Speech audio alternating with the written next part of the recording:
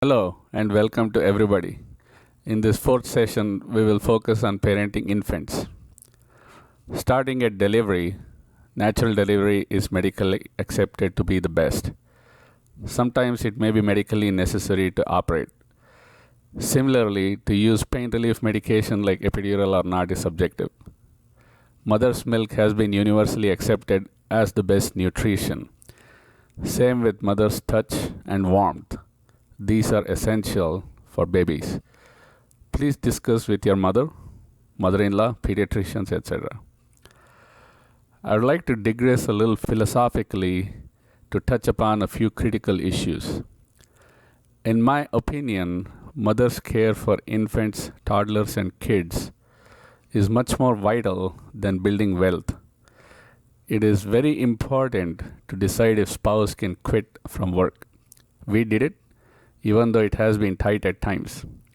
My wife joined part-time work after both my kids started elementary, but only during their school hours. Daycares may be fine, but there are some trade-offs.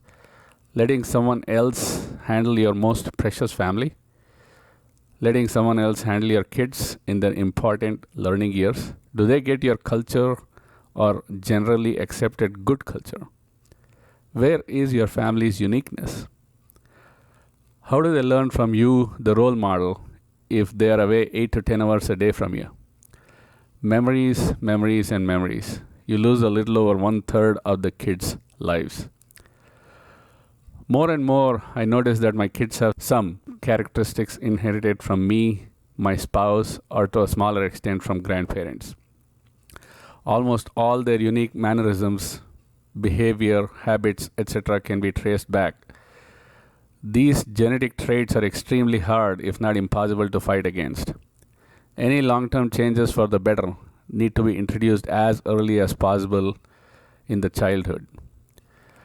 I remember being a little harder than usual on one of my kids at a very early stage to break a particular cycle. Seems to have worked, but time will tell. It is still an uphill battle. Long-term good habits should invariably begin as early as possible. For instance, I remember spanking the hand of both my kids when they tried to insert their fingers into electrical sockets. When they were about 8 months old, if I remember correctly, and were crawling away to glory.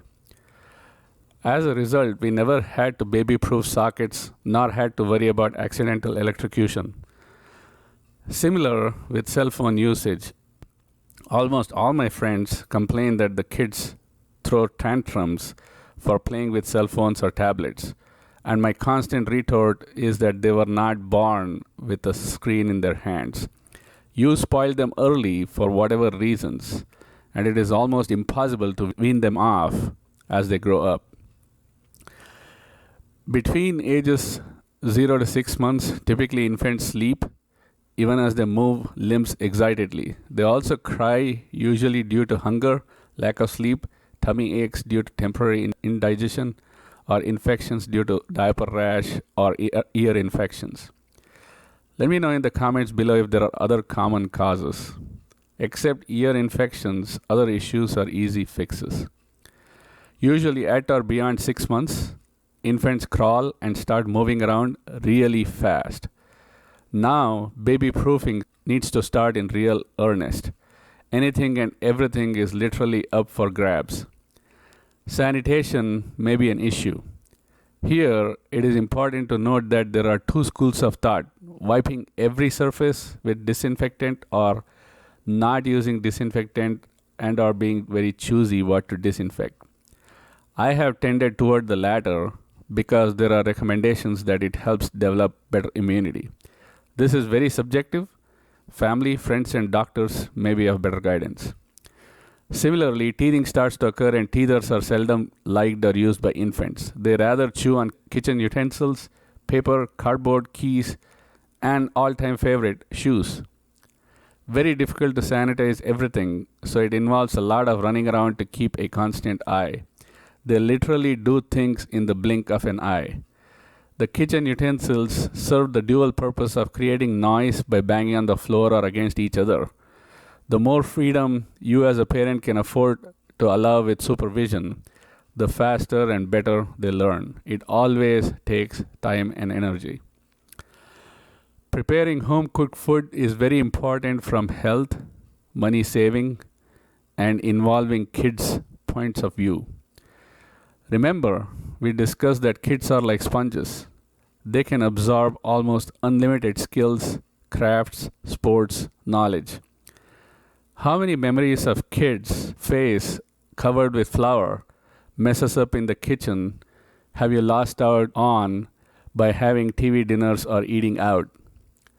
Give as much time as possible to kids, family. You will never ever regret it. Roughly around age 1, as the infants start walking, they step into being toddlers. Teaching them baby steps to walk is when you have truly arrived as a parent. In my opinion, no parent should miss their infant's first steps.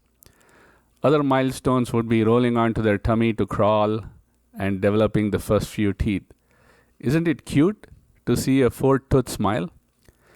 Once toddlers start walking and eventually running, they tax you more as a parent. Again, the more freedom they have, the better they learn. Hand-eye coordination is an important skill developed during this time.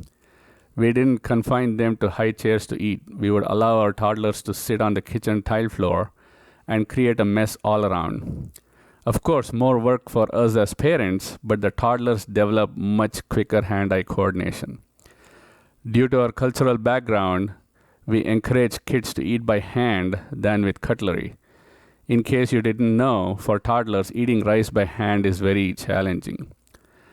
As an aside, my kids attended a few hand-eye coordination workshops when they were 2 to 3 years old and did exceedingly well due to the background. Physical activity is extremely important for strength in the limbs, long-term health, vitamins from the sun, etc. It is very sad that this digital age has resulted in parks being almost empty. My wife and I used to go to parks and walk on trails while our kids played. Exercise for the family. Again, very disappointing that excellent facilities are so underutilized. Bonus is if the park has some sand and our sand area. Every toddler to kid loves sand and water. Play dates with kids of similar age or a few months older are very important because you as a parent may have childlike quality but can never substitute for other kids. Toddlers through kids always have to play with others their age. The more often and the more number of toddlers, the merrier. Infants start to learn speech and need your input more than speaking toys. Lastly, absolutely no screen time for this age group.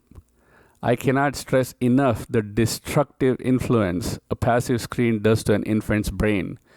It is so easy to let them watch TV or phone while feeding them or while they eat. Let the infant play with the phone while you feed the baby sibling, while you are busy, quote unquote, with your chores or work, or put them to bed at night, etc. I've heard excuses like she doesn't eat without a cell phone or he is very stubborn and needs to play on the phone infinite number of times. Bullshit. Infants, toddlers, and kids are what you make them. Screens are most definitely not inherited traits. Of course, we have not touched upon all aspects of infants. As always, please feel free to add comments.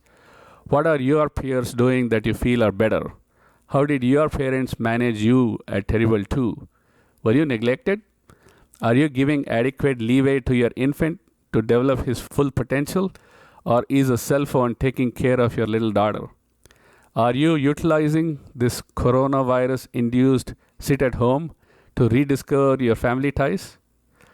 The next video will talk about culture. With that, I would like to sign off and we will meet again sometime next month. Thank you.